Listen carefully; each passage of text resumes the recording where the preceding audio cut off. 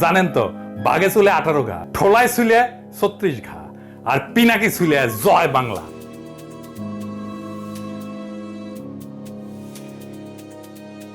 জুলাই 2024 ঢাকায় শুরু হয় কোটা বিরোধী আন্দোলন। তৎকালীন হাসিনা সরকার প্রথম দিকে এই আন্দোলনকে গুরুত্ব না দিলেও ধীরে ধীরে সরকারের মাথা ব্যথার কারণ হয়ে দাঁড়ায় এই আন্দোলনই।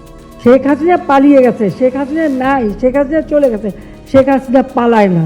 এক সময় কোটা বিরোধী এই আন্দোলন সরকার পতনের আন্দোলনের রূপ নেয়, যার ফলশ্রুতিতে 5 আগস্ট 2024 শেখ হাসিনা পালিয়ে যেতে বাধ্য হয়। এই আন্দোলনের প্রধান স্টেক হোল্ডারদের মধ্যে পিনাকি ভট্টাচার্য এবং ইলিয়াস ছিলেন অন্যতম। অনলাইনে তাদের নিরলস অ্যাক্টিভিটি ছাত্র জনতার এই আন্দোলনকে বেগবান করেছিল এবং ভিন্নত্ব মাত্রা যোগ করেছিল।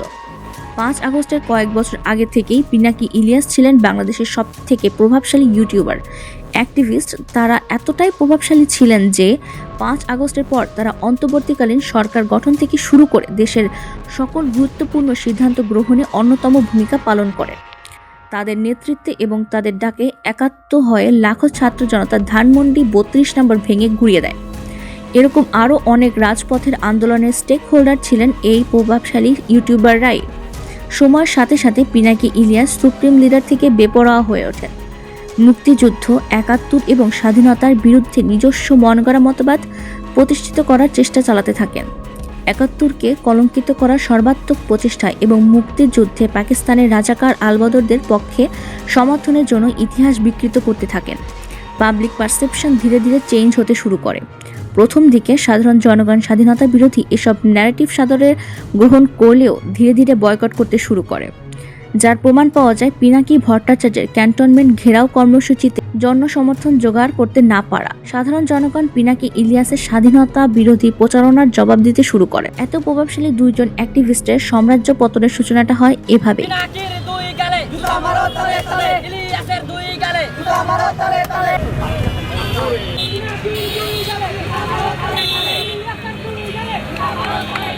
এখানে জনগণের পারসেপশন পালস বোঝাটা খুবই জরুরি।